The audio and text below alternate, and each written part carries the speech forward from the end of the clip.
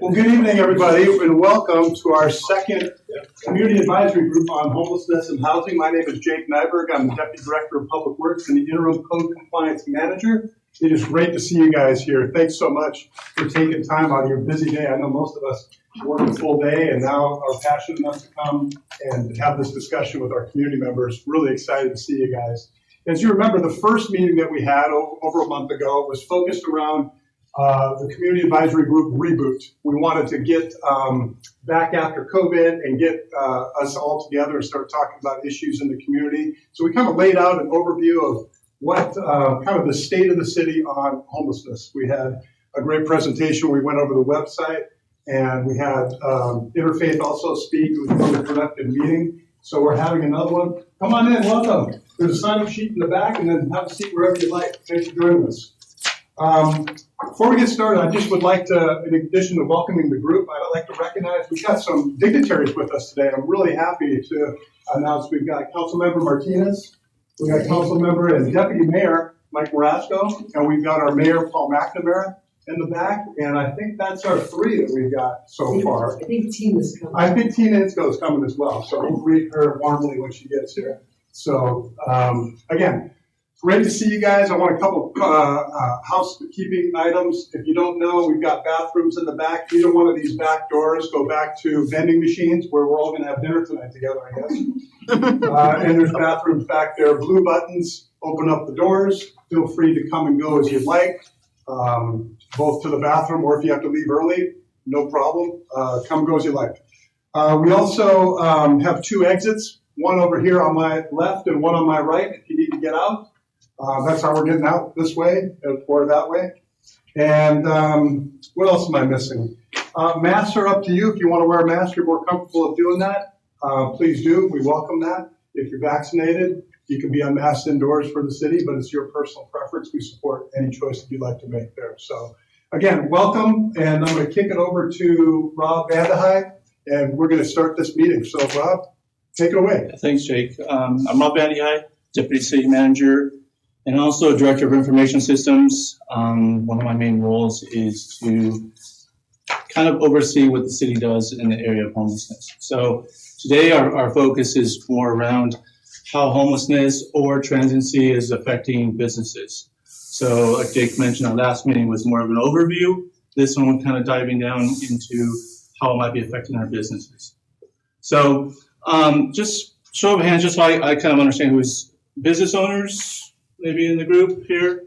Great. How about property owners that maybe have tenants that are business, that kind of thing? Okay, great. I'm sure my guess is, and let me know if I'm wrong here, my guess is that you're here because you're having issues on your property, or maybe you know somebody else, maybe a neighbor business or someone else that's maybe having some issues that might be spilling over to your direction, or you just maybe want to be informed in this area, like what can we do, right? If we're having issues, how can we help too? We want to also cover that a little bit as well, because our focus really is as individuals who are experiencing homeless to get them into services and change their life. It's always our goal is going to be to do that. But we understand there are some things that are happening maybe on your properties that are impacting your business. And that's really important for us to have that conversation and address that.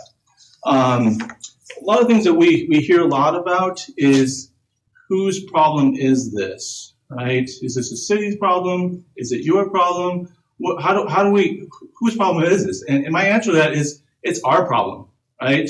It's all of our problems. But how do we address this? Because your property, we don't have the rights to go on your property and do whatever we want to. That's your property. As a property owner, as a business owner, whether you're the tenant, you're leasing, whatever your lease agreement is, we don't know what that is, but it's not the city's property. And so we have some restrictions on what we can and cannot do on those properties. So what we really want to do in today's meeting is really talk through some of these things and how do we come together and partner and address these issues that is our problem, right? The city has a particular lane that they're in, a particular role that we play in this, and we want to kind of define that, as well as help you define what your responsibilities are and where we might come together and meet and share some of those responsibilities, and how do we really address these issues that you're having. So I kind of want to start off a little bit on our website. It's always really important for me to talk about our website because it's a great resource, it's a great place to turn to start, whether it's an education process, to see a little bit more about it. There's homelessness is a very complex problem, and there's no way that this site alone is going to give you all the answers, but hopefully it's a good introduction to the different parts of homelessness, and then you can do more research, after that. So our first, on our main page right here on the website talks about our mission and those types of things. But what I really want to kind of do is once we get past some of the mission and it talks about some quick links here. So depending on a business owner, I'm going to highlight this part here in the middle, right? And then we have some information about our CAG site, which is, the community advisory group. That's kind of what we're doing here today. We go on and talk a little bit about some of the data, number of homeless in the city, sheltered, unsheltered. Then this is an interactive map. You can scroll around. You can see different parts of the county. North County is kind of the main focus here, but you can scroll to different areas and see South County as well. But if you scroll down some more, Jake, so yeah, you can see the numbers. Some cities are heavily impacted. San Diego, that 4887, that's all San Diego County. Could be unincorporated areas that surround the city and whatnot. So they just kind of put that on one spot. Our strategic plan, if you want to see what the city strategic plan, it's a document you can download and read through and see what our plan is and how we're kind of strategically addressing the issues. The bottom thing I really want to kind of emphasize, and when we're out talking to business owners, this is why a lot of them aren't so aware of this. We have the reported app, so if you're experiencing problems or you're seeing symptoms of some problems, graffiti as an example, you can download this app or you can use this part here. This is the app in itself right here. You can do it right off this page. You can create a request, log in or do it anonymously, and you can report something like graffiti and those types of things, debris, cleanups, encampments, and those types of things. So before we really dive into some of the things strictly about business, I want to talk a little bit about homeless itself, because it's really important to understand when we say homeless, it's a big concept, right? So I really kind of want to break it down that there are subpopulations. There's different reasons why people are homeless. And there's different reasons, like why don't they just get off the streets? Why don't they just go into services? Why are they staying there, right? There's all these types of questions. And I don't think we can really answer all that, right? We're not going to even try to do that, but I want to really kind of make you aware. If you go over to our challenge, next tab over here. So we start to try to define some of those things, start to talk about some of the things, the subpopulations, right? We start to do some of these things here, which is really important. But I think I want to just kind of break the conversation in half a little bit of, who's on your property, who is causing you problems, who might be, the ones you're seeing on a daily basis, who's maybe, and I'm not sure if you're a store owner that has a shopping cart, who's walking down the street with your shopping cart, right? How do we deal with these types of things? So today, I think the people that are on your property aren't necessarily all homeless. So we need to be careful of that as well, right? So labeling people and so with that, we kind of want to stay away from that. So I want to kind of really talk more about the issues you're having and how do we address those issues, right? Because sometimes we see people on property and we know that they're not homeless, but they're out there hanging out on your properties, doing things, but they have some place to go. So again, they're not all homeless, but so I want to kind of just plant that idea in your head because we more or less want to address and talk about the issues you're having on your properties and not specifically about homeless itself. So I want to talk about city efforts. If we go over to the next tab up here on the top here. One of the other things I see, and I got an email today, the email just said, city's not doing anything. Have you driven around the city?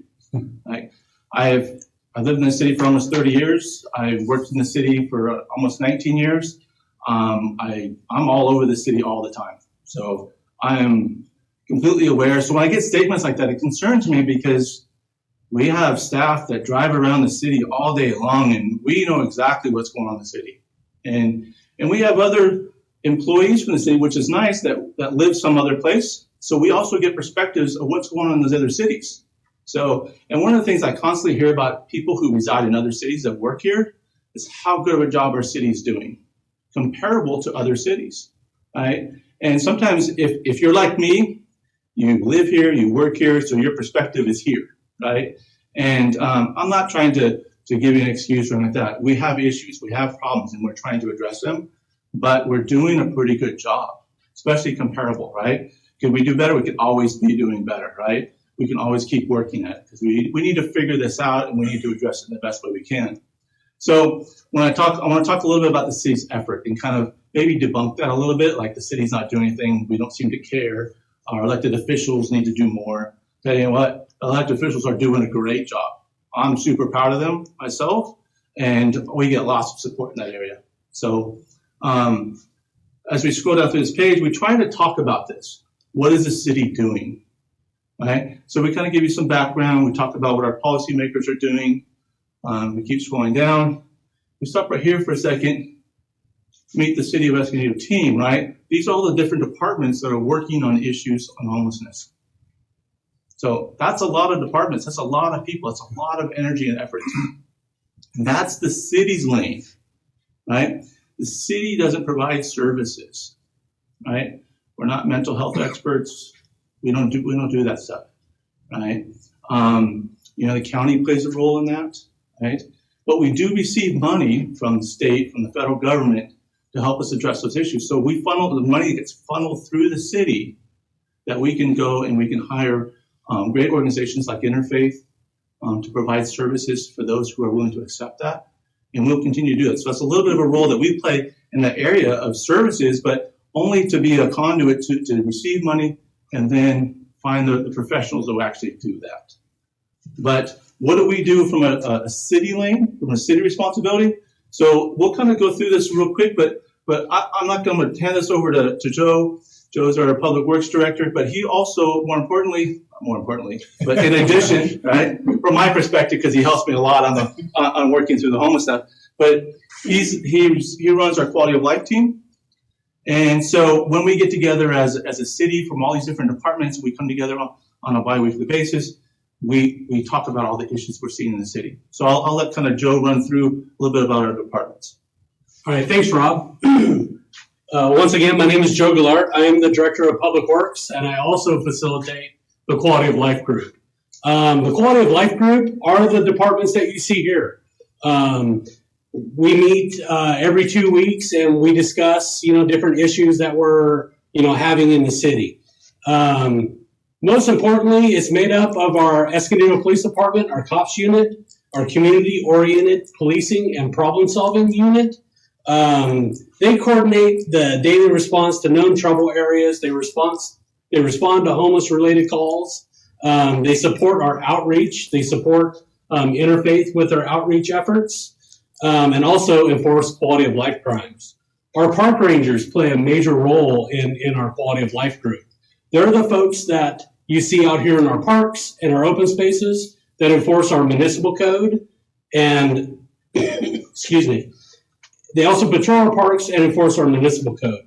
Our Public Works Department, which I'm in charge of, does all the debris cleanup. They do the graffiti removal. I can't stress enough the reported app.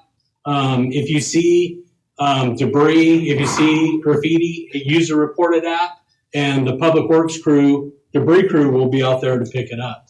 Like Rob mentioned, housing plays a major role in our quality of life group. They're the ones that, oversee our 3 federal grant funds, our home funds, our ESG funds, and our CDBG funds that are directly related to low-mod persons, low-mod communities that go to fund our homeless services. And then our attorney's office provide legal advice and also prosecutes our municipal code violations. And code compliance. Code compliance, they investigate zoning, municipal code, and the city's health and safety code violations. And with that, I'll turn this over to Jake Nyberg, who is also the Deputy Director of Public Works and the interim code manager, to talk a little bit more about code enforcement as it pertains to more of the business side. Thank you, Joe. That's right. 2 jobs, 1 paycheck. What was I thinking? Man, I'm going to change gears because I want to introduce you to somebody that you don't want to see as we talk to our businesses. This is the notice of violation. Ooh, scary, isn't it? It's worse than Halloween. And I want to have a quick conversation as I'm talking to property owners and business folks about the kind of the answers to the test, the biggest violations that we see, how you can defend your property, and kind of not step on some of the most common landmines that we see as we have homelessness or transiency impacting commerce in our business and our private properties. So I want to show you, this is real busy, it's painful, it makes my head hurt. Instead of going through all of these, I picked about the top 5 kind of code violations that we see and how you can prevent yourselves from falling into that. Before I go into that, I hope you all know we renamed our code department. It used to be code enforcement, enforcement. We're going to write you tickets, citation, you're going to bend to our will, it's enforcement. Not the message we want, not the group that we have, not the tone that we're setting from city council on down. We changed it to code compliance. Code compliance is not citation, it's education. It's more of working with party A and party B to get to yes, instead of how many cites can we write and how many fines can we give. We want to get to these violations not through ticketing, but education, saying, hey, Dell, did you know that this is an issue we could fix? Let's work together, let's get that done. Instead of, Dell, here's a notice of violation. You got 14 days, make it happen. So a big culture change, and I just want to lead my little pitch to you guys. It's about compliance when we deal with the homelessness. Just like I think I heard both Rob and Joe say, it's about respect and dignity when we're interfacing with our homeless out there. We have a ton of empathy, and also with our businesses that are dealing with this problem, we want to work together through education, not through citation. So I'm going to toggle over, Joe, to this one here. And then if you wouldn't mind hitting the little screen now. One more over to the right. Oh, sorry. Yep, I think that'll work, Yep. right? Yep. Let me see, and if we just, so we got common business-related code violations. Let's go to the first slide here. Okay, number 1. This one is near and dear to our heart. We have trash storage. Everybody knows the big bins that we have behind our apartments and our supermarkets and our businesses. This is the big problem that we have with debris ending up in our city. Go ahead, Joe, and I'm going to make your head hurt again because business owners, property owners, Escondido Municipal Code Section 33-875 says trash containers should be placed as they're concealed from the street, shall be maintained. That's the key point, shall be maintained.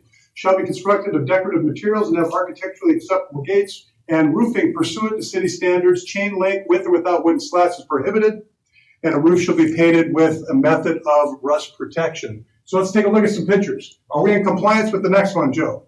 One more. Okay, are we in compliance here, or should we write them in NLV?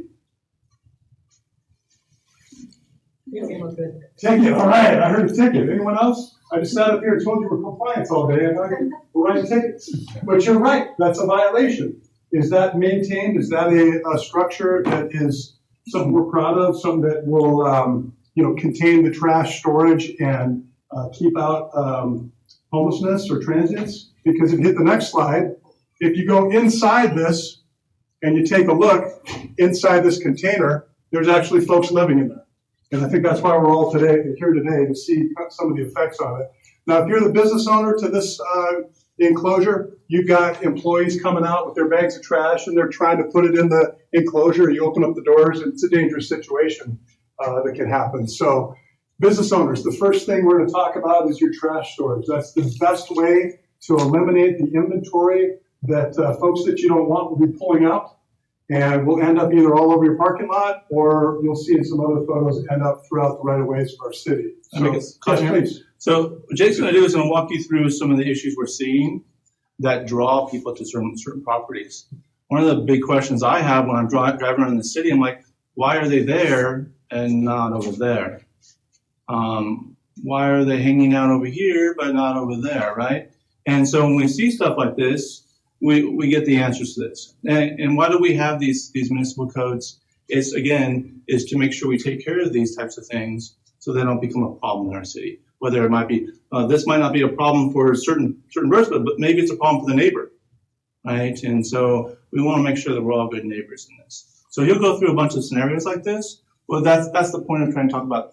This is not owned by the city, right? This is not a city property. So can we go and correct this as a city? We cannot, right? So when we talk about responsibilities and how we come together and partner, this is kind of the things we're talking about. So good point, Rob. What we'll do here is we'll meet with the business owner and we'll say, let's get this in line so we don't have a dangerous situation for employees or for folks that could inhabit them. So interesting stuff there. Also, we heard a lot about the broken window theory. Does everybody know the broken window theory? We heard a lot. It's pretty common. It basically just says that visible signs of crime or vandalism, along with kind of an antisocial behavior, leads to social unrest and creates the propensity for more and more serious crimes that happen. So you hear a lot about the broken window theory. That's just an escalation. If you let this persist, what happens is it attracts more blight to our city. It attracts more graffiti. It all of a sudden becomes, hi guys, come on in. We got plenty of seating up front. Yep. But if you sit up front, we call on you. So, okay. So, first thing we can look at as we're wanting to make our property less attractive to the folks that we don't want. We have trash enclosure examples. Here's some attractive targets. Let's take a look at this, Joe. Very attractive. That's broken window theory, right? We've got a recycle bin. We've got gates that are falling apart. This one is pretty noticeable because, so if you're homeless and you take a look at this, what you have is free bedding and cardboard, an unsecured cardboard bin. You pull out the cardboard, we've all seen that, become bedding and end up in our canyons and become shelter.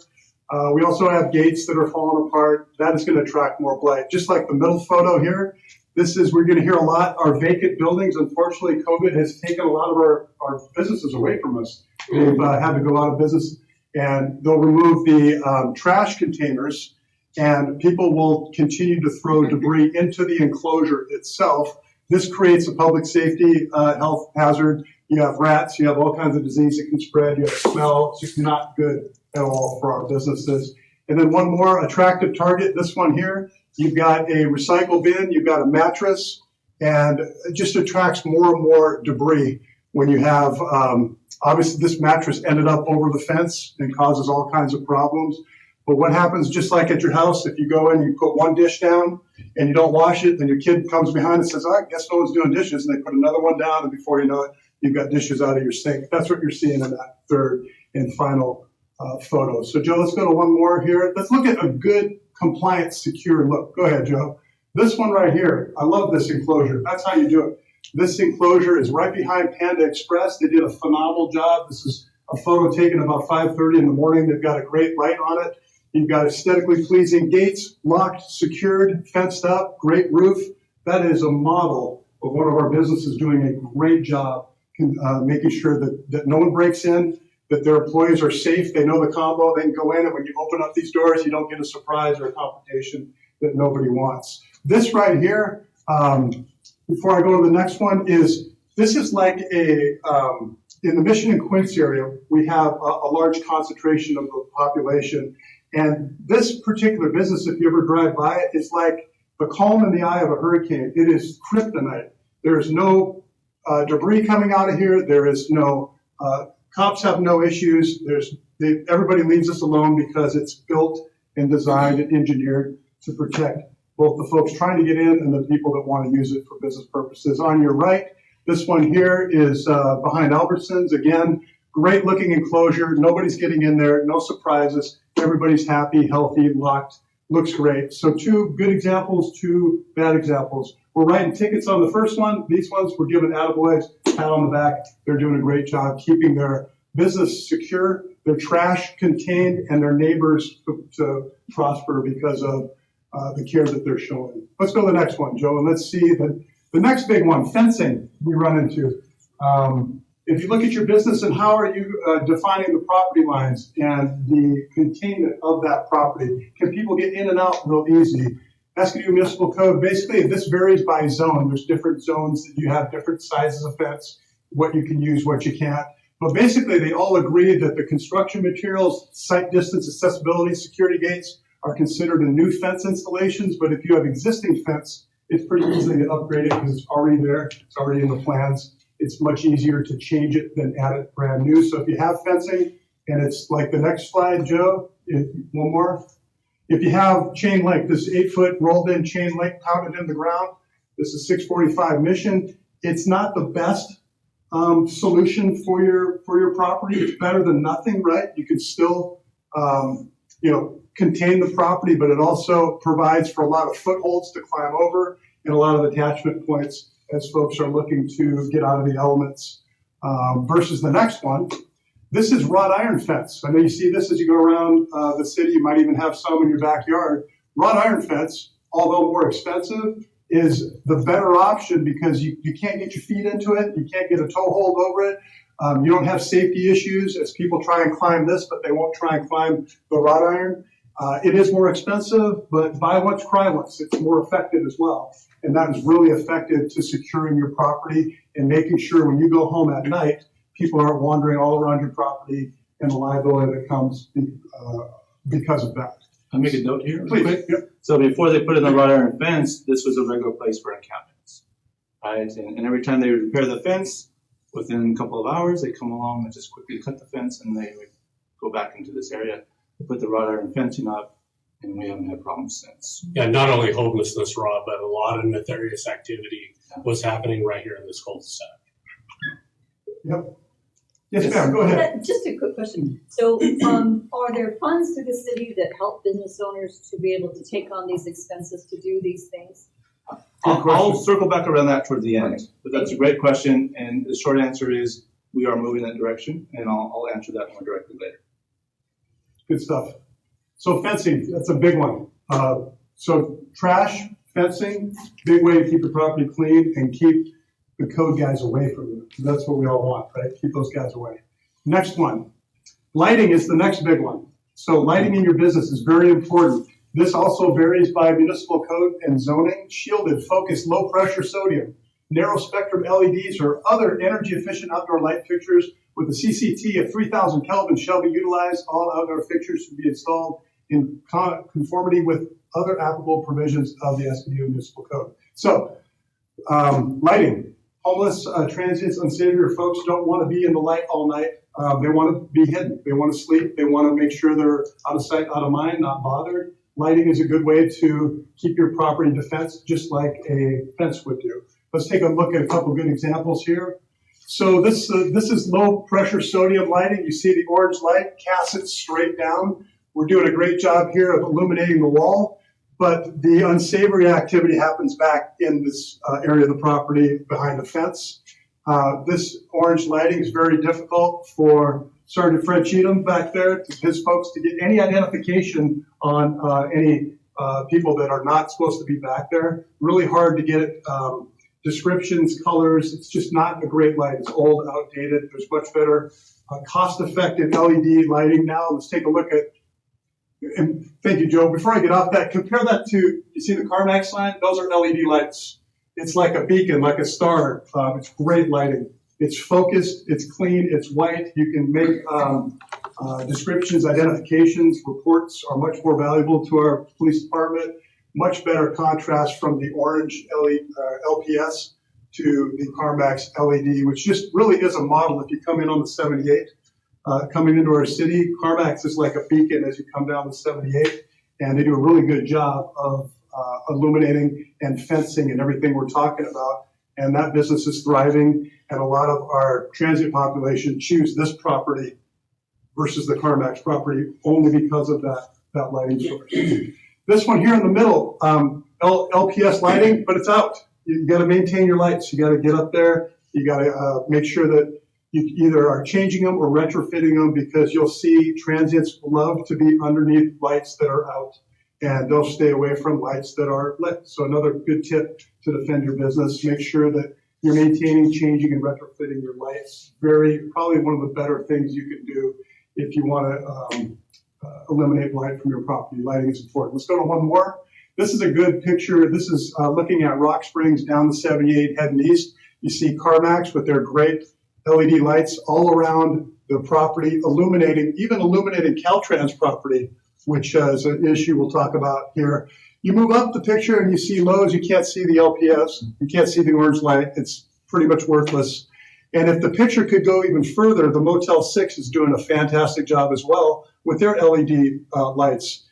They're all the way down the 78. As you come in the gateway of our city, you got this really well lit because these owners of businesses want this property. This is a lot of eyeballs coming into our city, and it's also a lot of eyeballs that we want as staff to make sure they want to live here, they want to open businesses here, and they enter into our city with this very lit, well-programmed commerce center that we have. We're working with Lowe's. They're doing a great job of trying to retrofit it, but when they do, you'll go CarMax, Lowe's, Motel 6, and you won't even need to have your headlights on at 5 in the morning. It'll be lit up for you. So have you guys all very seen fun. along Caltrans here? I don't know if you've seen people along the Caltrans here as you drive by there, and you see what we see on a normal basis is they tend to be behind Lowe's and not behind CarMax or the Motel 6. And one of the reasons is at night it's the lighting. The lighting definitely does it. Every place we see around the city that lights up the property very well, they tend to not have congregation of people. Like Joe says, there's criminal activity, those types of things that all happens in poorly lit areas. So. Thanks, Rob. Okay, let's talk about keep the code monster away. How about inoperative abandoned motor vehicles? We see RVs in our parking lots. We see them around town. Escondido Municipal Code, no person shall park a vehicle on a private street or a parking lot, any other public or private property for the purpose of displaying such vehicle thereon for sale, and inoperable vehicles within the public view are prohibited. So let's take a look at that. Here are some of our parking lots around town. We've got, we see this as we go all over. I see a lot of heads nodding. We got an RV, and it could be operable, but it attracts, some of the folks you don't want, in your parking lot. That stops other folks from going through your business. If they see things like this, I hear a lot of emails. I read a lot of emails where people will walk into a parking lot, see something like this, turn around and go do business with someone else. It's not good. We need to have these businesses thrive in order for us to thrive as a city. Let's take a look at the next one. Here we have cars for sale. That attracts other cars. I wouldn't pay $1,200 for this, would you? That might be a good deal nowadays, but that attracts other blight. You'll see if this isn't addressed, this parking spot will have another vehicle and another vehicle and another vehicle, and you turn around in a week and you've got this pseudo used car shop that's operating out of your parking lot, and you're assuming the liability for that. So it's definitely something you want to avoid. Let's look at the next one. This one is a tough one to look at because you've got inoperable vehicle, and what does that do? That just attracts down the line through the cul-de-sac. Now you got shopping carts, bikes, pallets, people, trash. If I think this is behind the Motel 6, I think if any of us were to roll up out of, we didn't live here, we roll up, we want a place to stay, it's only $59, we pull into this parking lot, I think we'd all turn around and look for somewhere else. So important as a property owner to take a look at what's happening on your property from inoperable vehicles. This is a code violation. We don't want those NOVs. We want to help work with you to keep your property inviting to guests and inviting to businesses and allow that business to continue to thrive. So inoperative abandoned motor vehicles is another one to take a look at on your property if you're looking to make sure it's as attractive as it can be. Let's go on to, how about shopping carts? Do you guys see those as you drive around town? Anybody see any shopping carts in the wild out there roaming around? On any given week, we have about 150 to 175 of those throughout the city.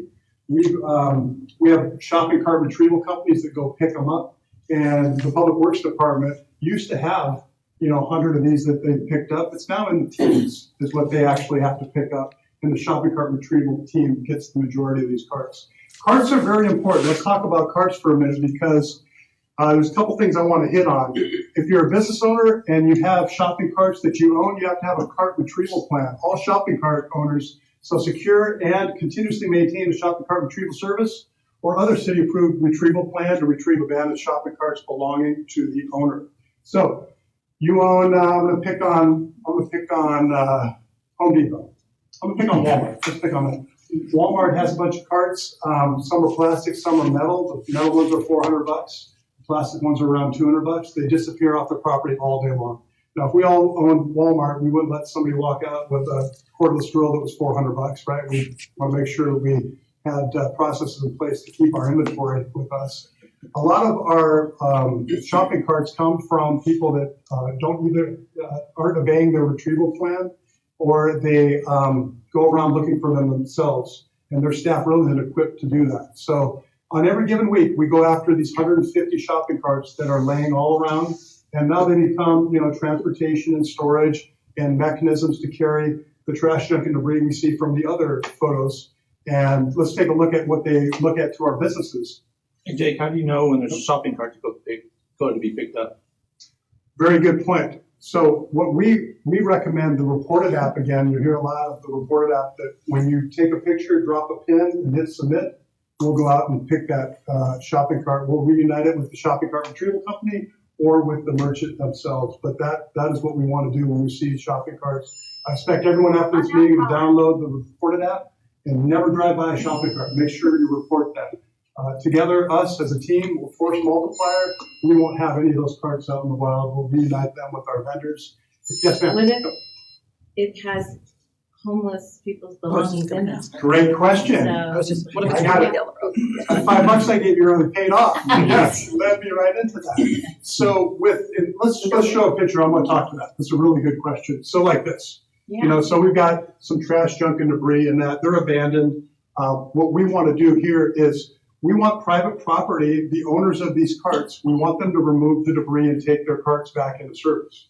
If that doesn't happen soon enough, we go pick it up because the broken window theory applies here. So to answer your question, we'd love for this private property owner to clean out these carts, and if they're yours, take them back. If they're not, report them in the Reported app, and we'll reunite them with the retailer. But that's a really good point because we see a lot of those. so I think sometimes there's people attached to those cars. What if they're rolling down the road? Yes. No, I was going to say, what if they're rolling down? What if Yeah, they're pushing there's one no down the road? yeah. Why don't we take those carts? It's important discussion to have. We don't have the authority to remove carts physically from people. It's not a battle we want to fight.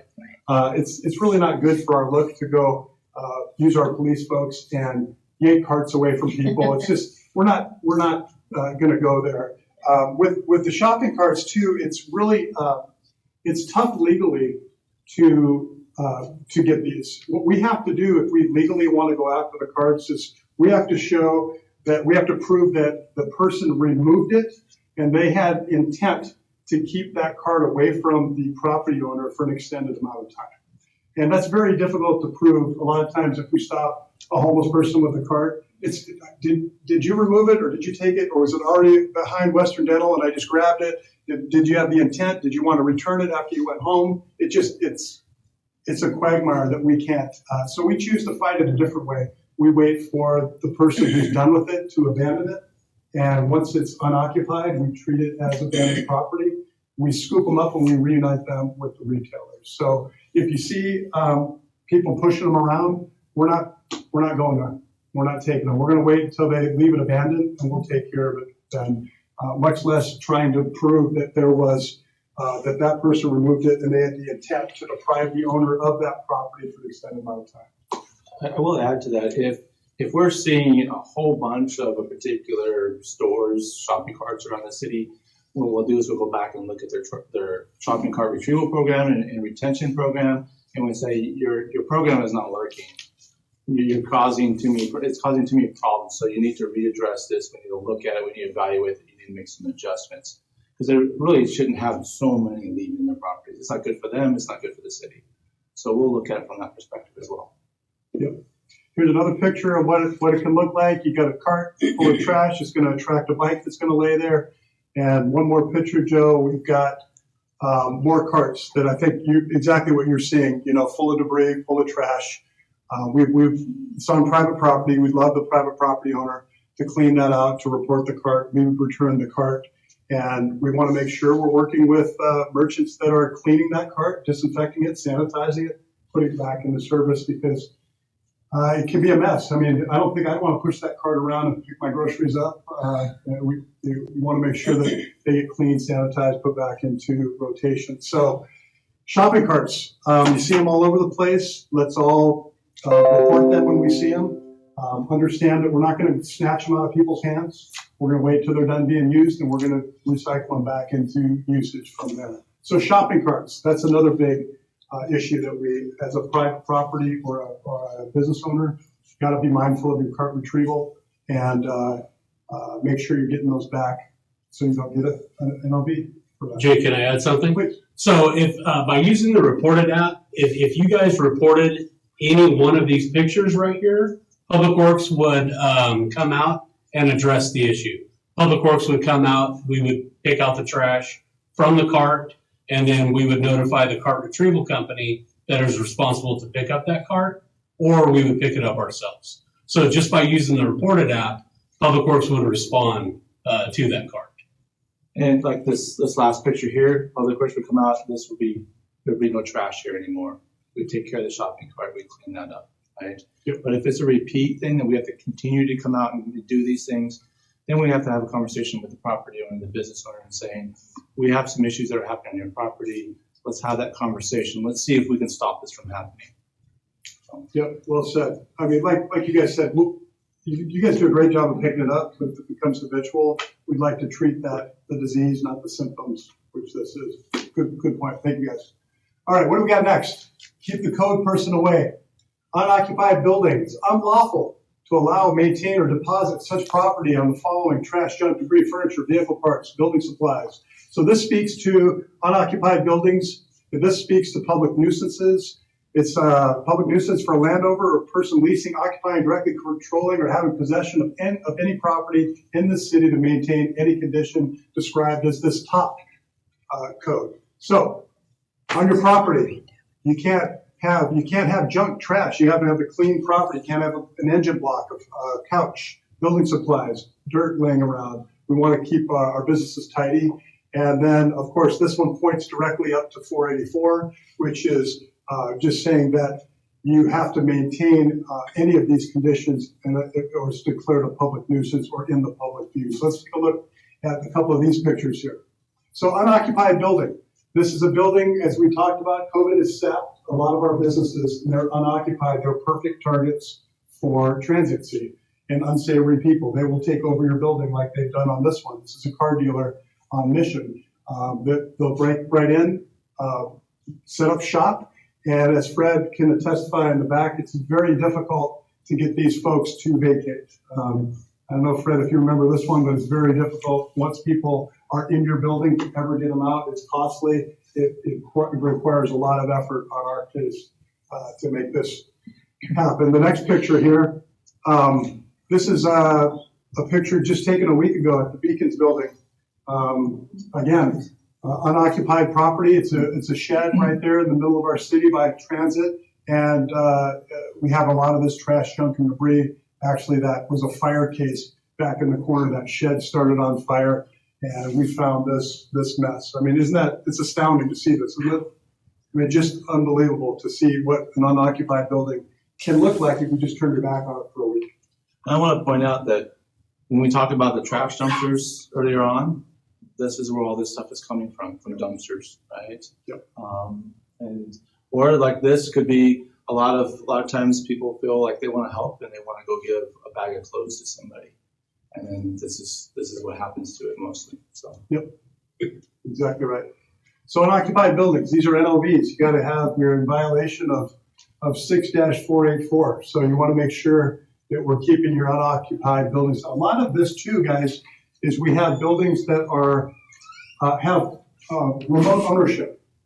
So we do a great job when the property owner is local and we can contact them, but there's a lot of people who live in LA and Orange County that own businesses here. And when they become vacant, they don't really have a stake in how the property looks.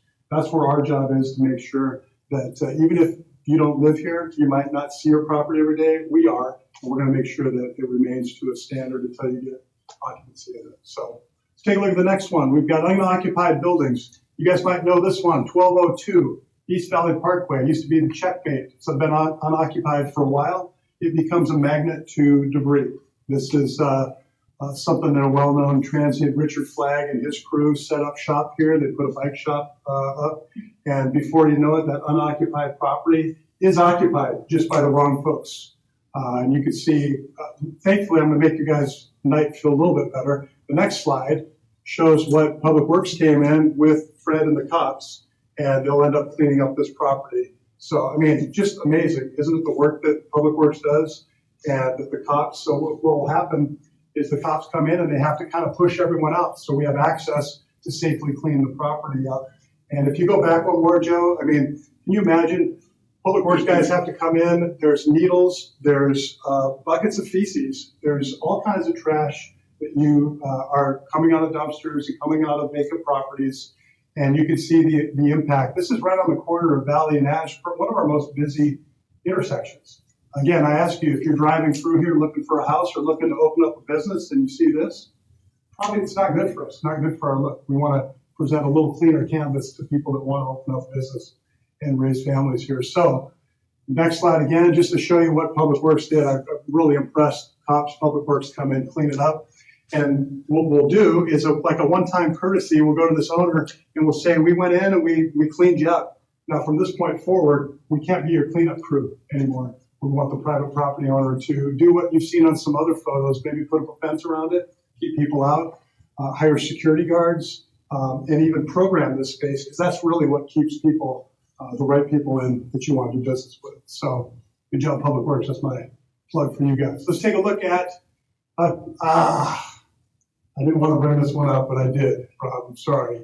We share a lot of right-of-way with Caltrans. Let's take a look at what they've done in the last 18 months, how it's affected us. What Caltrans did is they basically said the CDC guidelines restricts us from moving folks out of this and into your community because they could spread COVID. And what they did is for 18 months did not maintain the right-of-way. Didn't pick up encampments, didn't pick up trash, didn't maintain vegetation. And unfortunately, I challenge our folks here in the room, if you even know, what's this Escondido and what's Caltrans?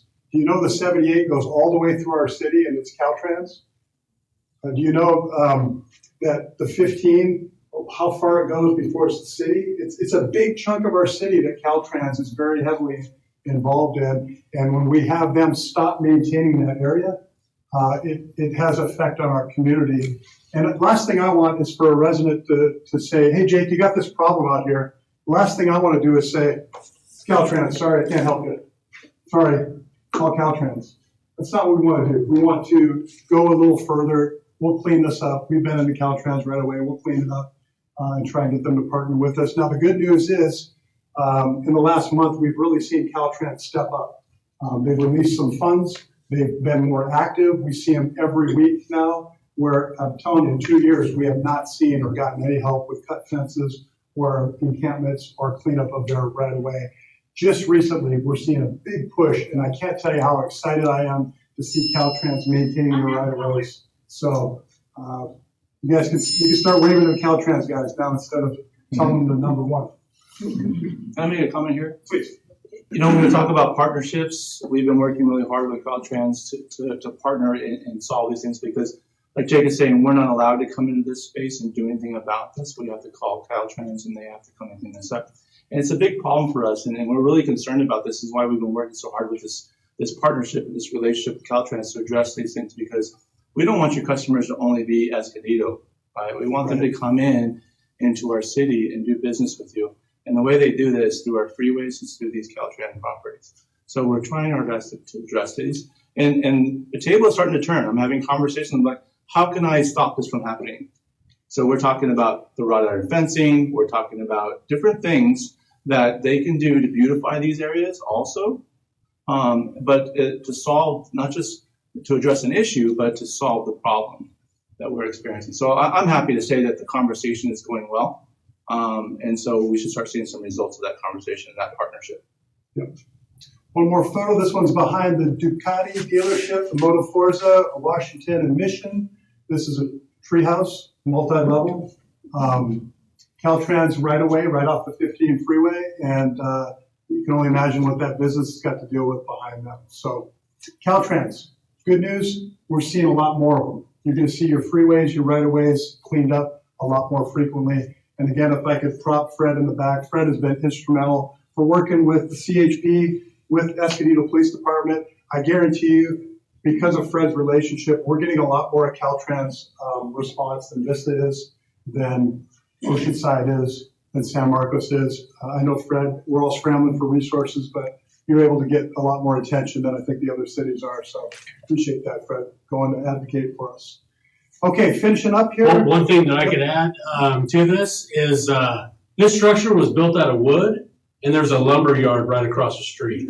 So when you look at theft prevention and that nature, a lot of these materials were taken from right across the street. You're right, stolen right from JW Lumber. Yeah. Okay, camping and loitering. I'm going to finish up with this one. So we see a lot of our people just hanging out on our property. We have a municipal code: camping on private property is prohibited. No person shall camp or lodge in any or on any private property without written permission of the owner or lessee of such property. So again, private property owners have a lot more power than the city does. They can't be on your property unless you give them permission. Whereas if the city went in there, we also need your approval to go in there and sign off on an authorization form to access your property. Let's take a look at camping, loitering. One more. Okay, so here's just some folks laying out in the back. Camping, loitering, prohibited on private property. You can actually get an NOV for allowing this to happen on your property.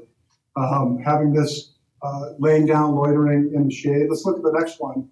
Here is, another thing we see at the swap meet. A lot of bikes, a lot of transients hanging out. I don't know. I don't truly think in the middle these are homeless folks. These are more opportunistic, the criminal element, stealing bikes, selling drugs, that type of thing.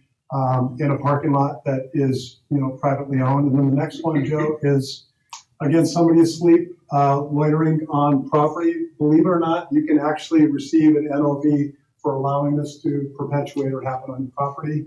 And I know what you're going to ask, well, what are we supposed to do? The police are very good at helping moving them along. We recommend, just like if you go to a restaurant and you go to the bathroom and you see the check-in, how many times it was cleaned, do that for your property, the perimeter of your property. The more you walk around and program your property, the less people will spend time doing nefarious deeds on it. So it does take some effort, it does take some labor, but if you get on a little walk around your property, it's easy to stop the one person from laying down, then wait a week and have a dozen people laying down on your property and it becoming a very friendly spot. Let's take a look at the next one, Joe. We've got this one here. Camping. This is Harmony Grove. Just to show you the size of the camps that we see out there. This is a very involved camp.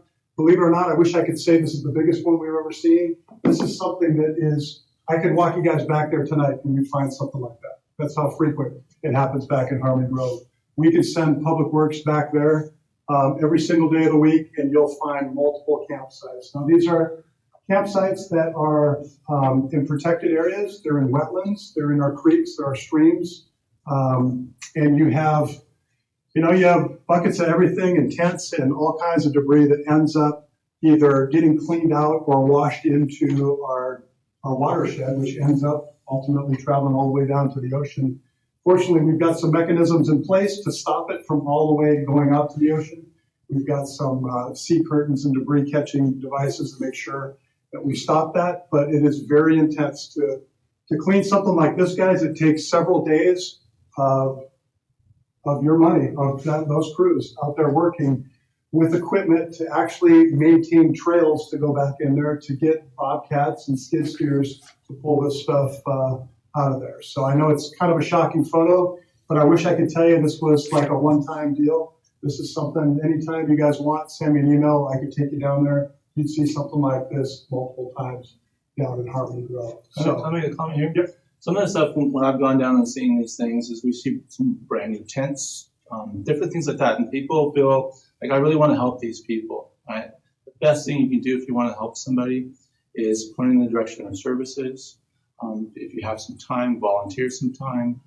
If you have resources, money to support some of these services, do that. And really, what we want to do is direct these people there. Because what's happening is we give them a tent, and what we're doing is we're enabling them to live in places like this. And that's really not our goal. Our goal is to connect them with services and change their life. Mm-hmm. And so we see a lot of this stuff. And then you'll see a lot of stolen stuff here. But a lot of these stuff are discarded things that are still good, and they're pulling these things out of your dumpsters again. Yep. So, and where they pull a lot of stuff out is some of these apartment complexes. As people move in and out, they discard a bunch of things.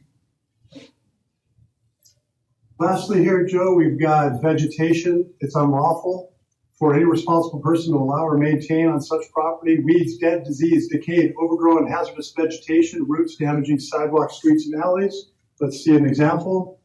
So we've got a nice area that if we were to raise the crown up, would become a lot less attractive to this setup. This is on Lenzer Way right over by O'Reilly's. Next picture. Again, palm fronds provide great shade. A little bit of landscaping there would help the property owner not become an attractive area for this. And then the last one, this one actually we called, I think Fred, it was called the heroin tree. Is that right? Okay. The famous heroin tree on private property, right through this opening is where you would go to get your heroin. And unmaintained vegetation provides a lot of natural camping and hiding spaces for folks to do some things on your property that you don't want to see there. So vegetation, very important. Take a look at your property. You can be issued an NOV to make sure your vegetation is tidied up and trimmed up and not providing areas that homeless and transits can sleep, hide in. Can I make a note here on these types of things, especially on these left ones? This one's kind of a little bit hidden away, but these other ones here, this isn't something that's been there for 2 weeks. This is something they set up within a day and they're there.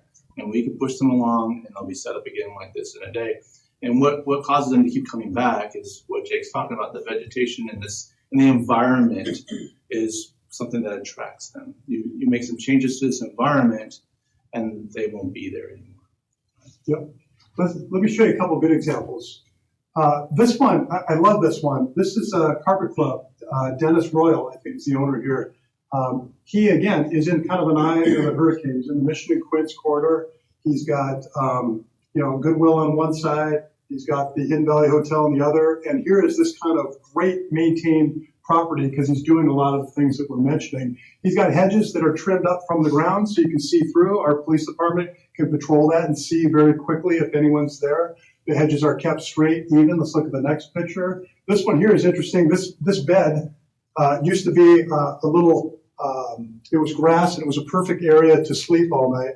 He did a great job of putting rocks and some good palms in there. And now there's no other problem with sleeping there. Nice LED light. He's very happy. Although he's since replaced those lights with LEDs. With LEDs. That's Yep. an LPS. Yep. And he's seen some great, if you guys get a chance to drive by the Carpet Club, they're doing a great job in an area where you can see a lot of businesses that are vacant and having issues. They're doing a great job there because of the vegetation and just the manicuring of their property. Manicured stuff doesn't attract blight. Blight hates this stuff.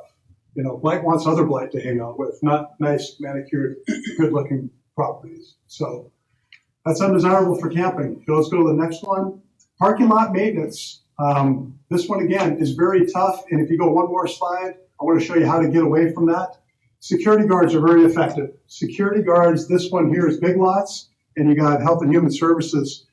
I brought these two examples for you guys because at Big Lots in this shopping center, it's pristine, it's beautiful. Right over here where I'm standing is Albertsons and East Valley Parkway. A lot of homeless, a lot of transit seat problems. The difference between these two major properties in our city is that gentleman right there. He's patrolling around one property and not the other. This one right here, Health and Human Services, right across the way is Lowe's parking lot. Two massive parking lots, one overrun by homeless, one you can't find anyone there. Why? Security guards. They're expensive. They can be shared amongst other tenants. They can be built into CAM costs, but I can't overemphasize the ability that security guards have to protect your property when you're not away. I know they're cost prohibitive. They're expensive. But I don't know what a lost customer costs or several lost customers. Depending on your business, security can become really affordable, especially if you spread the cost amongst your neighbors and share that security guard. So very, very, very good to keep your property maintained when you're not there. I think we all agree. Security guards, effective for large properties. We really struggle with massive parking lots that have all this room that we just don't have the folks to go out and patrol this. So it becomes very unprogrammed and a lot of people settle down there. So I think that's it for me, except I want to leave you with one thing. Joe, could you I wanted to show you this because I thought it was interesting. I want to circle this all back to trash enclosures. This is our Lincoln tunnels. Where we're standing here, we're looking at the community gardens, and we're looking into these tunnels that are runoff tunnels for us.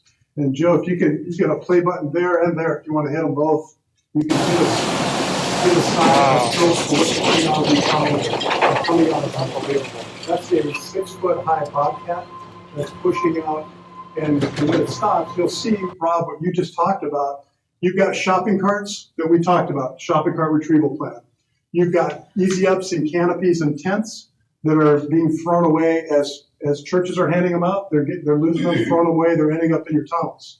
You got suitcases, mattresses, all kinds of tarp and covering stuff, beanbags that come out of our dumpsters and end up in the channels. And just if you hit play on this one, Joe, you can see the bobcat that gets in there and the soap of the debris that comes out of these channels. That all came out of dumpsters in our city that were either unsecured or unlocked, and they end up in this area.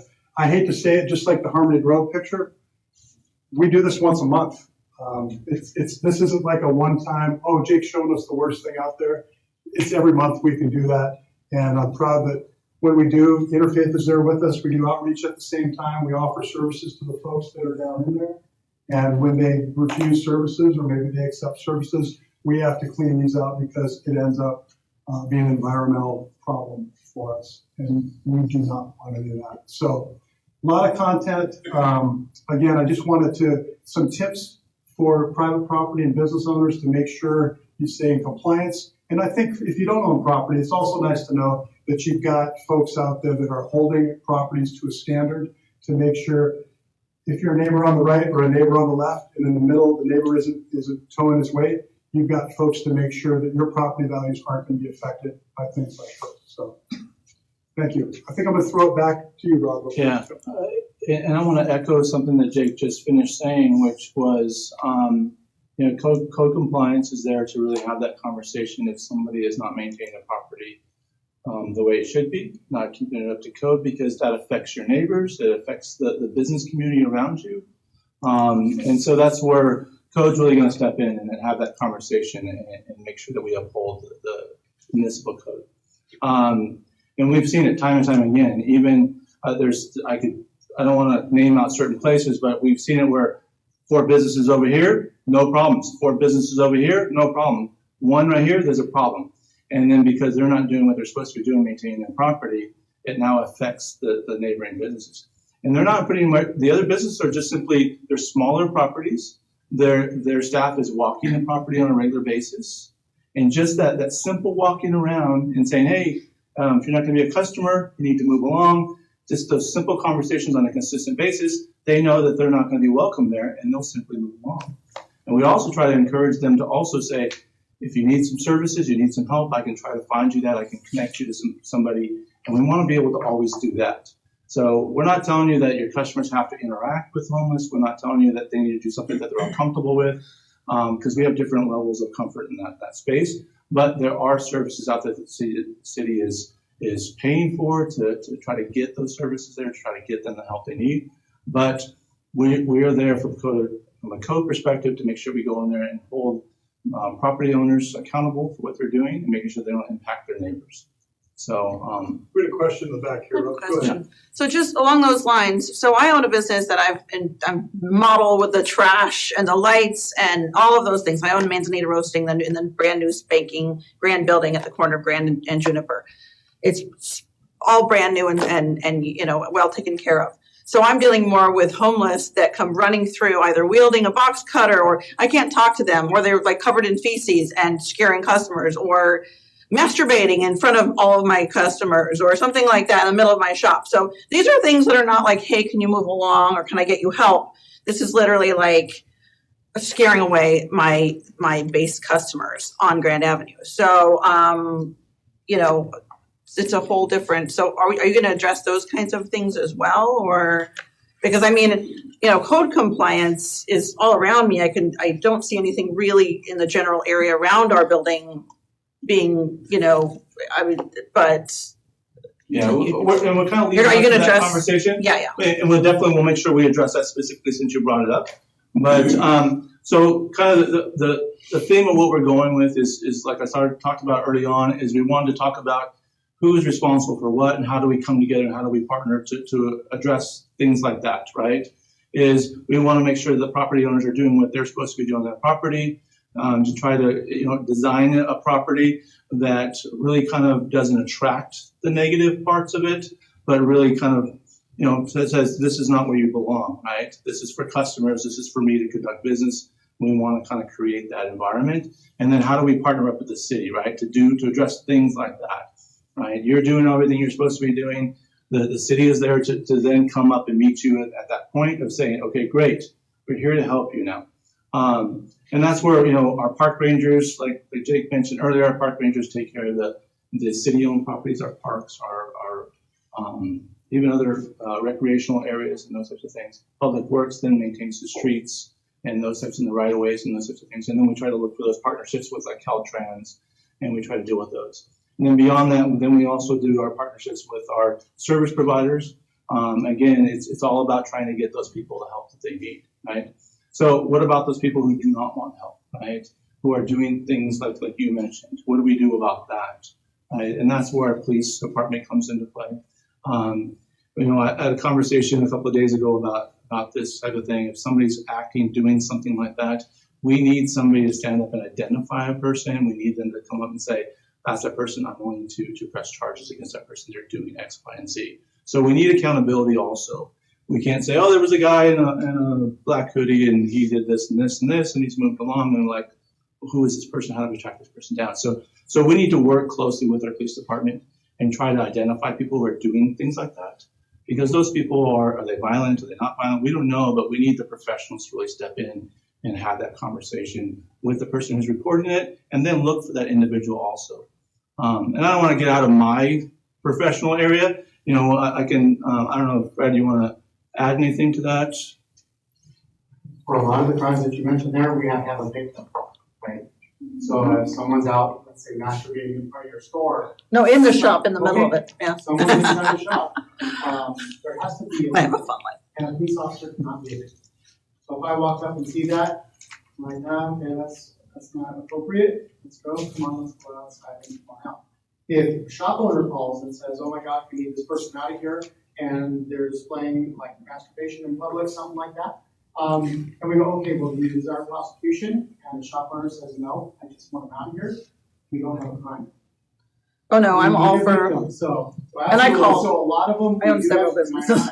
I know things that you're talking about. So also we have so much fluctuation within the department. So we have new guys and we have old guys, and we have barely anybody going to calls as much as possible, going to, let's say, several radio calls, and they're just going to call, solve this problem, get everyone safe, move on to the next call. So there's a rapid turnover for your normal beat cop that goes from place to place to place and just tries solving the problem, reducing any danger to anybody, or eliminating that danger, arresting when they can if they have time, or if we have a victim, then we'll absolutely do the prosecution and go that route, or citizen's arrest, however that may be. And move on to the next call. We have specialty units. I have 2 guys in my unit right now. I'm supposed to have 6. But they go out and they take a little more time on those calls. Like a PERT clinician would be excellent for something. With the perk, yeah, they come out all the time too, yeah. So we have 2 PERT clinicians assigned to patrol and 1 assigned to the costume. PERT clinicians, psychiatric emergency response technicians, and they work very closely with an officer, but they also are licensed clinicians, and they go out and they try preventing these things from happening, making sure the people that are out there that are suffering from mental illness or need certain resources are connected with those certain resources available, and preventing some of these things by mandating treatment, by building cases against people, frequent callers of the emergency medical services, also frequent subjects of radio calls, like such as yours, just identifying those people and working cases against them so that they can offer them the services that are needed and getting them to the proper locations that give them treatment. To prevent those in the future, we have many wonderful working with Interfaith. We have tons and tons of success stories where people who were radio calls, like say 7 or 8 radio calls a day, have 0 now because they're under a regimented treatment program. They've gotten off the streets. They're taking their medications, and it's really refreshing having decent conversations with someone that's not on drugs any longer, or someone that is on medications where they're having decent conversations. So there's so many different levels to attack a lot of these issues, and it takes a specialty to kind of address each one of these. Sometimes it's just plain criminal, and I hope my officers are going out there and they're doing the right thing and arresting. But I also understand they're going from call to call to call. They're just trying to, okay, you get out of here, go on, and go on to the next call because we are the shortest we've ever been in staffing. Let's just say, real quick, let's just do a study. How many people do you think are working in the city right now at this particular moment? How many officers do you think are out in the streets? For a city that's, what, 36, 37 square miles, right? 24. I'm sorry? 24. 24. Eight. Okay. I'm sorry? 8. 8, okay. Anyone else? I hope more. Yep, we have about 7 officers minimum right now. And then, no, actually, right now, there's an overlap in shifts, so we have 11 until 9 p.m., and then it's back down to 7. So you have 7 officers for all of the city of Escondido right now, and they're going to call to call to call. And most of the calls, if they're dangerous or they have any violence involved, they send 2 officers at a time. So you have different parts of the city, and they're doing what they can right now, and we're trying to hire as many people as possible, but in today's climate, people don't want to be officers, they want to be firefighters. And they are.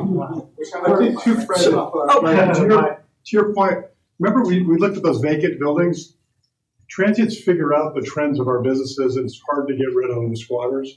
With your programming of that building, it was vacant forever. You're going to see a trend of people catching on that this is no longer. Well, and they're also angry. We've got people that'll be out front. This was my property. Da, da, da. So the city, though, so you're talking about maintaining properties and making it, aggressive towards, like that sort of thing. What about the park across the street from us? That's a big, that is a big spot where the homeless love to hang out. And I just see them I don't see the city there's been some little lights, decorative lights put in some of the bushes, but those bushes go almost to the ground. And the park itself, there's not anybody really moving them along from that area. That park and the 7-Eleven are big problems on that street. I want to make a comment to that is, what we're trying to do as a city is we're trying to program these spaces. That's a park that's been designed for community good. And what we need to do is bring events to those types of spaces. And when you bring events to these spaces, the people who that you don't really desire in those areas, they kind of push out, right? And so we're doing our best to try to program. They take time to program these areas. And with COVID going on, there wasn't really a chance for us to program these spaces because of everything going on. So as we kind of come out of COVID and we come out of people are getting vaccinated, and we start doing these types again, have these public events, you'll start to see us program these spaces. And hopefully businesses will do special events and they'll get permits and they'll program those spaces as well. And as you have more and more customers come to your location, that'll start to push out some of these other elements that you're experiencing. But I encourage you to continue to make these phone calls, continue to work with the city, and we'll continue to address these things. But coming together, again, that's that partnership. Make those phone calls. Don't ever give up on that. Continue to be consistently doing those things on your property and again, working with us to try to address these issues. Jared, do you have a question? These are all, sounds like the city's doing everything they possibly can. Everything's going right. We're getting more and more of the homeless here. I looked at that map, and I've seen it many times, and I see where San Marcos has 8 homeless. And We to have add to that, 441. so Mr. Matt, go ahead. I just want to make, the point is, all of these things that you're saying makes it tougher for businesses to do business. There's a cost of doing business here. It's disproportionate from what it is in other areas. And when Albertsons looks to say, well, we want to think about where we might be building a new location, what's our cost of doing business? And it comes down to all of these kinds of numbers. And the choice is clear. If they're going to have an area that's got these kind of issues and has to deal with these things, they won't be opening up new stores. It's costing and hurting businesses that are having to deal with these kinds of things. And yes, everybody has rights, and so do businesses, to be able to operate and be able to provide for their families, choose as people to do business. We've seen enough businesses that have chosen not to locate here in Escondido because of these issues. But one thing to point out is the business owners have more rights to their property than we do as a city. So we're saying that it's all the business owner's problem. No, I'm not saying it's the business owner's problem. I'm saying that we need to collaborate with the business owners to help the business owners solve the problem. Why is our number getting big? Why are we, are we attracting more homeless? Is there a reason why our number is that big? And have you looked There's into a that? reason. It's they're adding. Most cities are actually sending the homeless out of their city. So like San Marcos is actually pushing the homeless out of their city and then pushing it more towards our city. That's what's happening here. We've heard this also. We've also heard about sheriff's department sending homeless that they find in unincorporated areas, saying go to Escondido, there's services there. That's the Well- place to be, giving them rights, whether that's real or not. Well, Mr. Masturbator came from, his parole officer dropped him off from Orange County on Grand Avenue. So we're getting, it's also cities probably need to talk to other cities and counties and try to figure out why they're sort of dumping their like strays that, and he turned out to be a dangerous individual who's also got mental issues and obviously homeless because he's been dropped off there. So. Can I say something? Yeah, sure. So I'm with Interfaith Community Services, and one of the things that we do is we operate homeless outreach teams. And I have some of our clinical therapists here that operate and supervise these teams. We have the opportunity to do this not just here in Escondido, but in multiple cities in North County.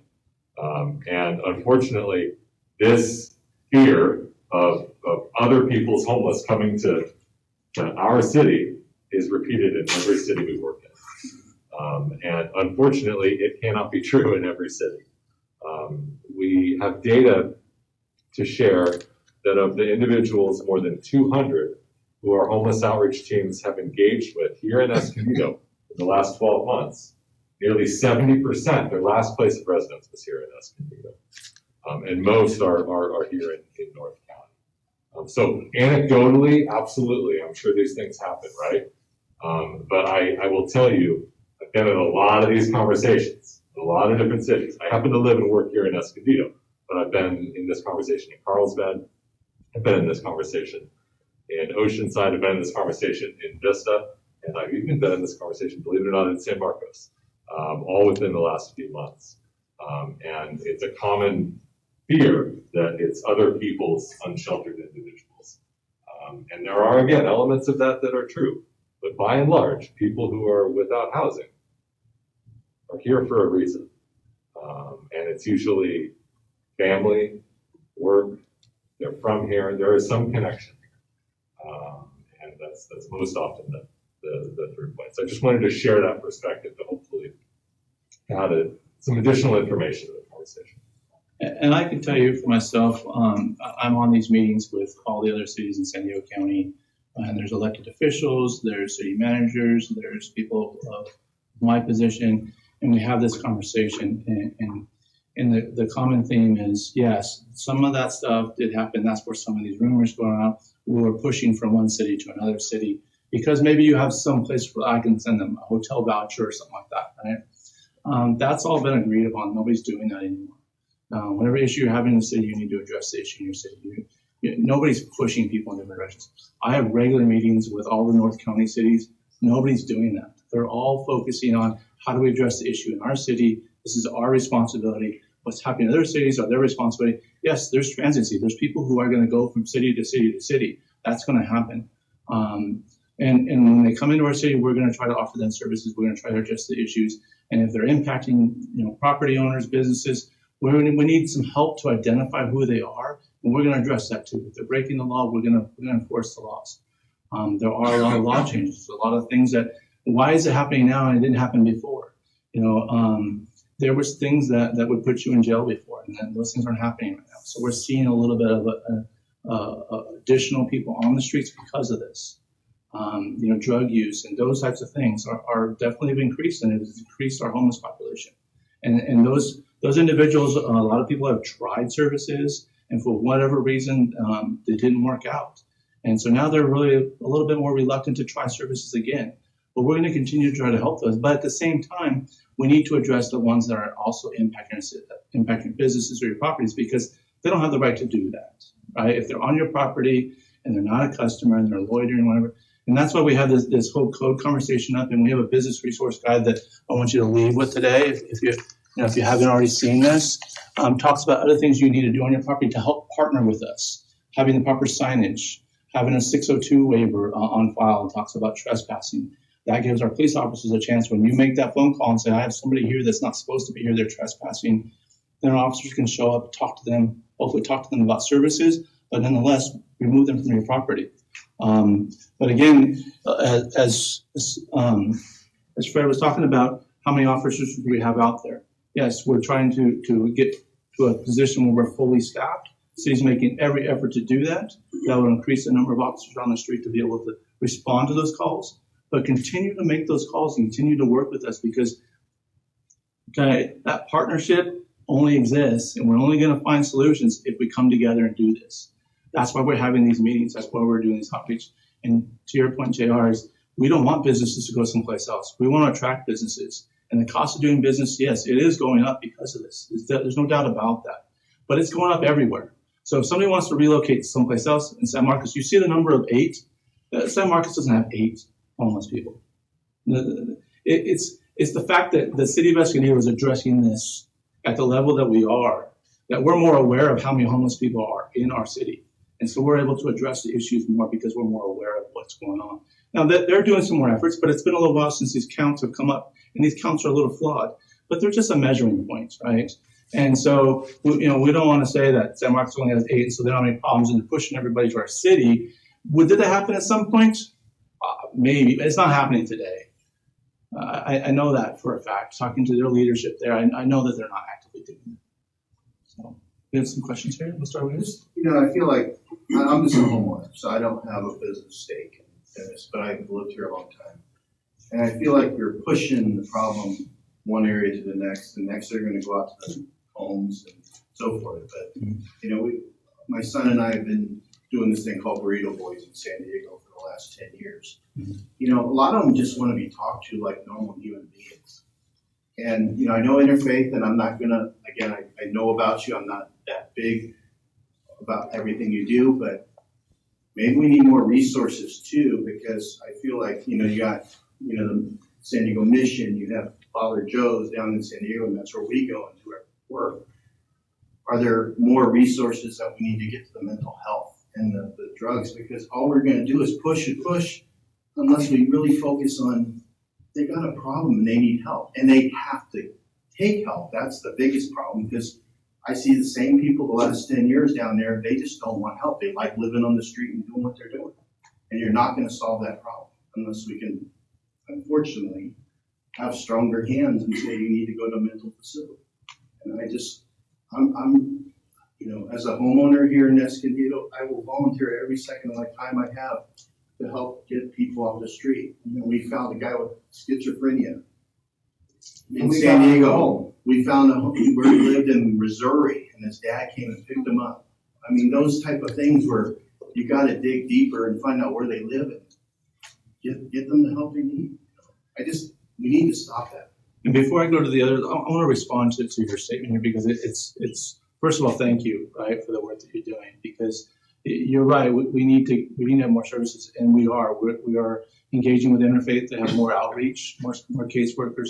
We're also, the great work that what the mayor has done is connect us with the county, and the county is also they've just put together a team recently to have more outreach also to deal with the mental illness and those types of things too. So there is more help coming in that area. We have identified that based on data, based on support, and based on conversations, collaboratively working throughout the county. So there's more coming in that area. So I'm happy to say that. It doesn't help yesterday, but it's going to start helping tomorrow, right? So, but it's hard, right? How do we? You can't go grab somebody off the street and say, "Here you go," but you continue the conversation, and you can talk to different people on our staff, and they'll say it's the repeated conversations. You can talk to these individuals as well. The repeated conversations over and over and over, and eventually what it does is it leads to hopefully them trusting and then accepting some help. Was there someone mentioned a mental, I don't know, about some division being opened up at the new hospital now to accept people? Yes. I mean, that's important. And we had a meeting with Palomar this week, talking about those services that they have. How do we partner up better? How do we work with the county better? And how do we provide more services to address these issues? One thing, I'll be quiet. Do we have a resource guide to hand to the homeless people? Like down in San Diego, there's a little resource guide that tells you all the numbers to call and where to go to get help. You ever seen, just thought, but Yeah, Interfaith has one. They do. I'll go walk around the neighborhoods and hand it out. Does Interfaith go out on the street, like on Grand Avenue, and do outreach, or is it you guys just stay in the building and they come to you? We do outreach. Yeah, so currently we have four individuals that are dedicated to the City of Escondido, and our team is growing, so in total we have up to 8 individuals. And so we go out, once a week we go out with the cops unit and we go to a designated area, and then we'll go out to other areas within the city.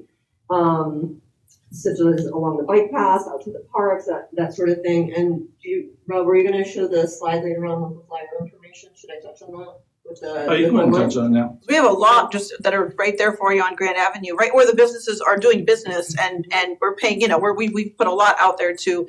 I mean, don't get me wrong, I've been looking into all of these things like Kern County and what we were talking about. Kern County and Bakersfield have almost eliminated homelessness with their approach of connecting all the different services on, an iPad and all that kind of thing. So I've been really researching that because I want to help eliminate the problem, but I also am heavily invested in my businesses. And so, and Grand Avenue I can see blossoming, but it's just not going to, because we still have people laying in front of empty buildings. We have people all up and down the alleys and coming in my building because they're mad because I'm a brand new fancy, multi-million-dollar building that they want to trash. So it's, like he said, it doesn't attract, we need to work, you guys need to also work with businesses to be able to like, hey, I can identify all these guys and I know exactly who they are and what they do and what their little MO is. So what we're doing, so as we're expanding our team, and our team is a multidisciplinary team. So we have a licensed mental health provider, we have a licensed marriage and family therapist on the team, we have outreach specialists, we have peer support specialists. And as we're growing our team, we have a phone line that we'll be sharing. And so this isn't for the emergency situations like the situations you mentioned before, that's not for us. That's of course call the police if it's any type of an emergency situation or if there's a threat, danger situation. But what you can do with this phone line or our email address is you can reach out to us and say, hey, there's this elderly person I'm concerned about. Hey, there's this person in this area. And if you provide the description, if you have the client's name, that's even better.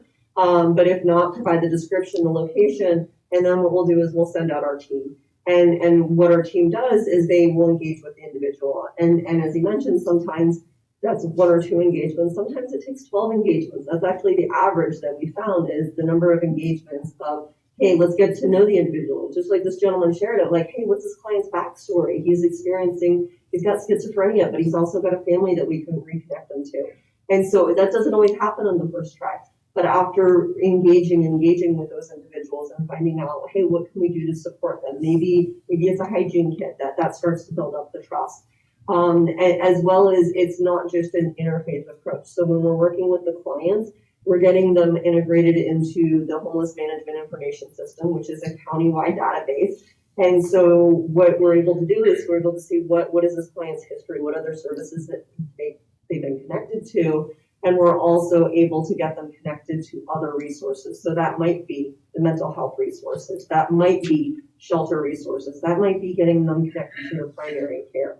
And so we do like to take a comprehensive approach, and it's not just a nice, easy fix. It's really looking at what is the root cause of this individual's homelessness. Is it mental health? Is it substance use? Is it co-occurring? Is it a physical disability? And we're not trying a one-size-fits-all and that it's going to work for every single client because the factors that contribute to homelessness and what goes into it is a very complex issue. So with that, our team is building out to be able to address the complexities of that. So we'll share that information for you all. If you want to reach out to us, our teams will try to get back in 72 business hours of following up with that client. And again, it's not for the emergency situations, but if there's a client that you'd like to see connected to the outreach team, that's what we're here for. Just be patient with us. Our team's growing. We've got about half of our team in place right now. But more than the police of the city, we're increasing that team to be able to increase the support to the clients and to the community. Gotcha. One more Thank question, you. Rob, while I get you back in the corner.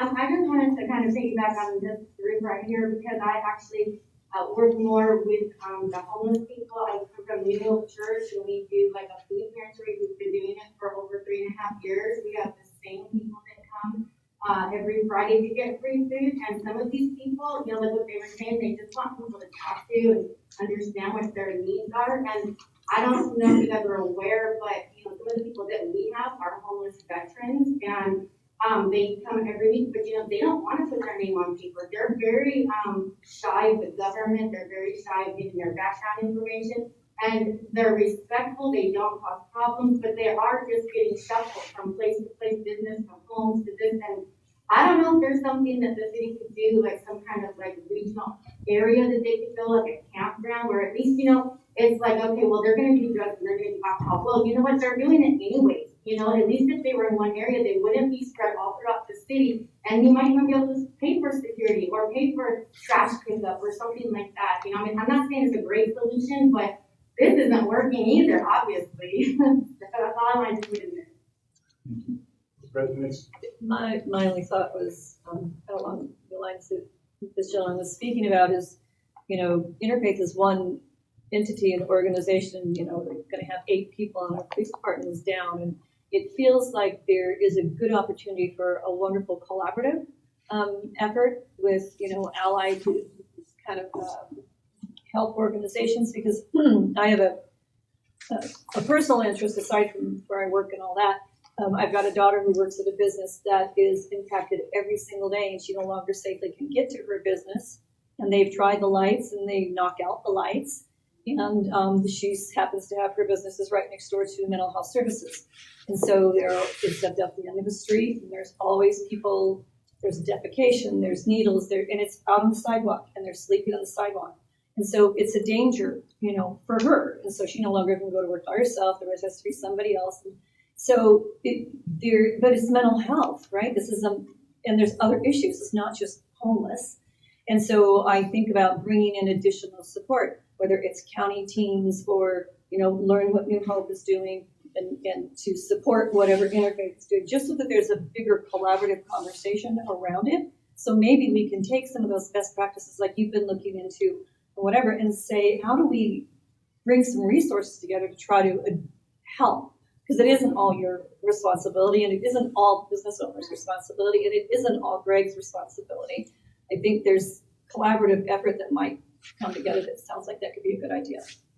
Yeah, and that's the purpose behind these types of meetings, right? To have these conversations that will lead to solutions, understanding what everybody's kind of doing. How do we all play a role in this? How do we come together and really try to solve some of these problems? And some of these problems won't be solved, right? It's not like you're saying in the back there, right? Some of these people are not interested in housing, right? They're perfectly happy living the life they're living.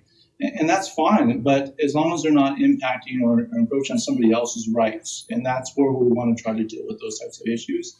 And no, we don't have all the solutions. Nobody has all the solutions. This is across the United States, across the world, right? Everyone's having these problems and everyone's having these conversations. One city has not figured this out, and there's lots of different metrics to measure these types of things. And sometimes you read these articles, you're like, oh, they solved it, and I start to read like.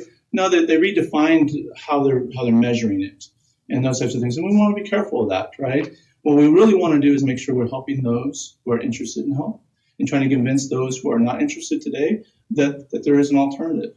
But at the same time, as a city, this is the reason why this focus of this meeting is the impact of business owners, is we want to talk specifically about these impacts to you and how do we partner together to offer some solutions. So what we don't want you to do is suffer in silence. We want you to reach out. We want you to have conversations with us.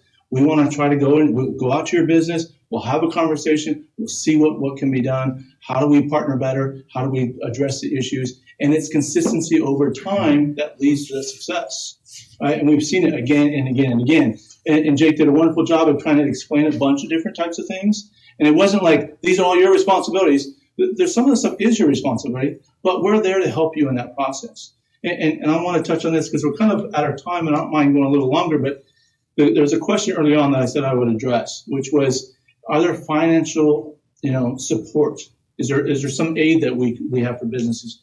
And the answer to that is yes. Our council did a fantastic job recently. We did a council presentation on our ARP funds. If anyone heard about the ARP funds that we received as a city, we received some money from the federal government.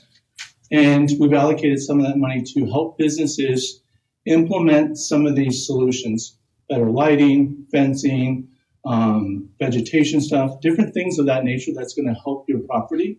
So we do have some grant money. We're developing that grant program now. So there's some financial assistance that's going to come along, right? So yes, that's our partnership. We were able to get some federal money that comes directly to our city. We're able to allocate some of those funds to go to address these types of things. So again, we want to help you as visitors because it's extremely important for a quality of life in any city is to have a thriving business, right? It's really important. It's employment, that's goods and services we buy, all these things kind of roll into that conversation, right? So your success is a city success. It's important to us. So the issues you are experiencing, we want to know about them. If your neighbors are having problems or your neighbor is not doing their part that's causing you a problem, we want to know about those things too. So we're very active out in the city. Yes, we've got some shortage on hiring some of our police, but we're addressing that, right? We're actively doing these things. And that's just not happening in our city. That's happening across the nation, right? So again, and as Interfaith is also trying to ramp up and hire some of their services that we're also trying to kind of have and expand our services that we provide, whether in all these different areas, mental health or addiction or whatever the case may be. We're identifying these problems and we're trying to address them the best we can. But ideas are always great. I'm always interested in hearing your ideas and seeing if there's something to it. Have a question here? I just wanted to mention an added resource. I work for the YMCA and I'm the Key Services and Street Outreach Coordinator. So we work with youth who can be ages of 13 to 24 who are either in an unstable living situation or experiencing homelessness. We have a drop-in center here in Escondido and one in Oceanside.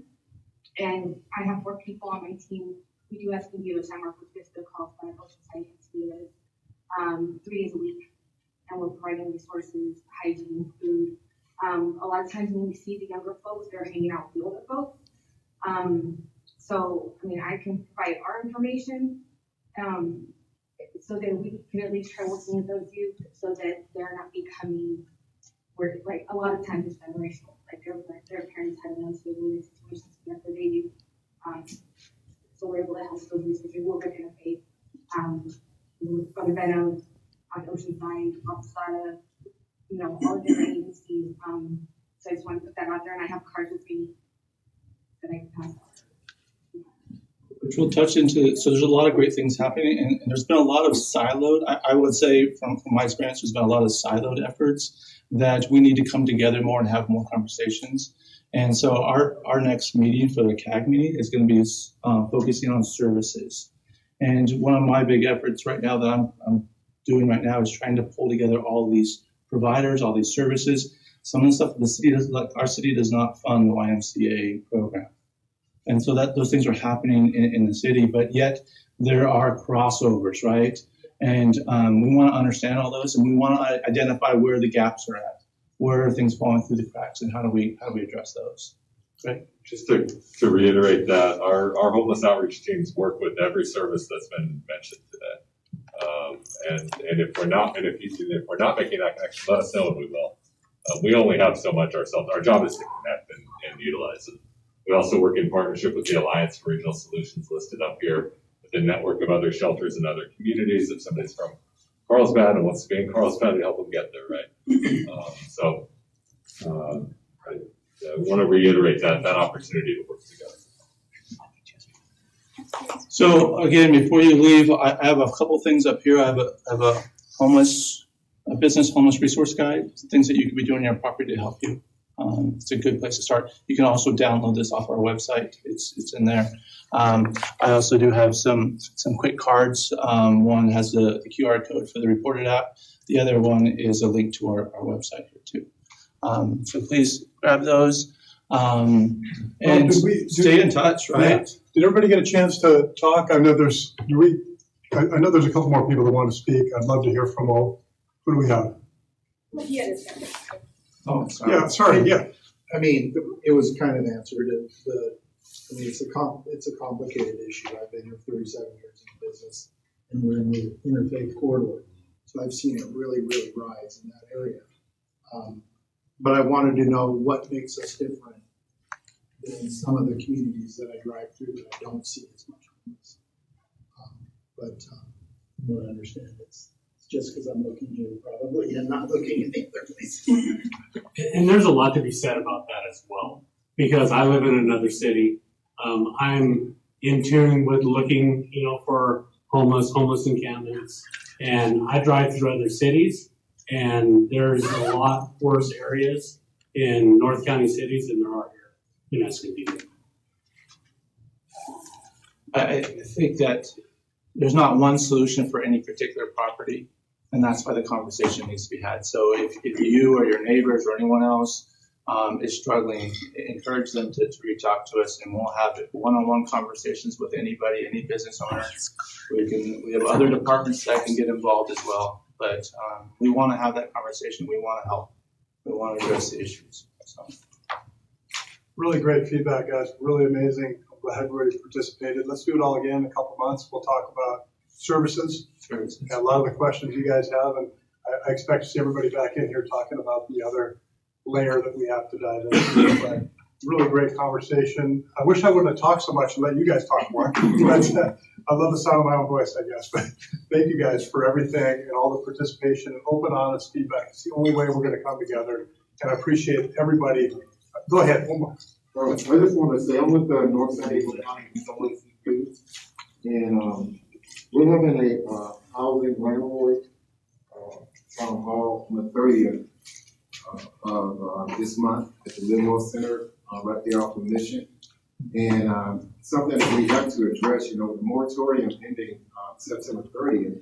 We have to think about the people right now that can't afford their rent. They're going to be homeless pretty soon too, because a lot of people are, one paycheck from being homeless. So we just had one last month in Oceanside, and it was very successful. There was about 40 people that attended, and the county came there and they talked about the emergency rental assistance program. It's a great program. program. They actually helped out about 6 or 7 people that was there, and so we're hoping that we're going to have more people at this particular one because there's a lot of apartment complexes here in Escondido.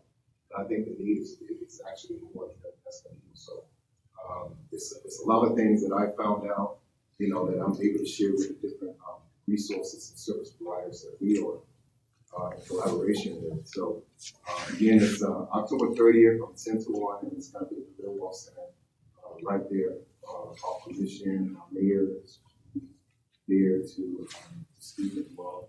So I have some flyers that I'll let on the table back here, so if anybody interested. I'd like to follow up that. I appreciate that. Getting the word out has been difficult. The county's program for rental assistance, Escondido is like number 2 or number 3 of residents taking advantage of that program. In addition to that, the city has also set aside some money for rental assistance as well. That program doesn't kick into place until after the eviction moratorium ends, right? When that ends, we have additional assistance for that. So we are definitely concerned about that because we don't need to see additional people on the streets because they can't pay their rent. So there's a couple of great programs that are out there. So, but again, it's about getting the word out there. We still come across people that they're not even aware of it. And so as much as we try to advertise and try to get the word out, it takes communities to get that word out too. So thank you for bringing that. October 30th of all the city communication. Anybody else want to add something before we adjourn? Unbelievable job. Oh, yes. Sorry, Yes, same ground. Go ahead. We don't really deal with homelessness so much, but I'm with MHS, and my program is the Escondido Clubhouse. And our What's MHS from? mental health systems. But my program doesn't deal with the homelessness piece. However, it can impact it in a positive way. Our program is based on what we call a work order day. So anybody who is homeless, and we do have people who do show up, they're homeless, and they just want to feel like they're participating, contributing to a community, they can come to the program. We enroll them, they volunteer, they're the ones answering the phones, they're the ones cleaning the floors, they're the ones doing eventually hopefully the data entry. So just to mention, there's other types of programs in there to keep people engaged and involved. Our program is mainly to help everybody build their employment skills. Typically when you encounter a mental health condition, your confidence is usually shattered, your identity is broken. So we kind of help build those things with the partnerships amongst our peers. and relationship. You know, we talk about having a conversation. And so our program can be impactful in that way. We don't like have housing vouchers or things like that, but we can usually help them navigate to the next resource to help get them connected. So it's the Escondido Clubhouse. I didn't bring cards today, but How do we connect all these on one database? That's what we need. We've got all these wonderful things, but I want to see this all in a database, all together, where I can contact you and you and you for all the individuals that I'm getting to meet personally. Like you're saying, the things that we're handing out to the homeless downtown with like the little resource packs. Yeah. And then they would just have those instead of like not all please having to go and ask someone else. So they just have it, and if they need to go call someone about something, they call it themselves. Yeah. There are some countywide databases, like 211 has a lot of those resources all listed in one place. But I feel like countywide, these are people, I feel like everybody in here is sort of more invested in North County helping, like, and that's countywide, it gets diluted. I feel like a lot of people in this room are trying to help directly people in this area. And that's what we need is like a database. To start with Yeah. that has resources. Yeah, it's if someone doesn't know where to turn and they're looking for services, a good place is 211, and they can start that conversation, start putting people. So like this gentleman is saying is, if there's a place to just turn to right away, 211 is a good place to start. I really appreciate everybody coming. I really Thank you. It means a lot. Yeah, thank you And guys. let's continue the conversation.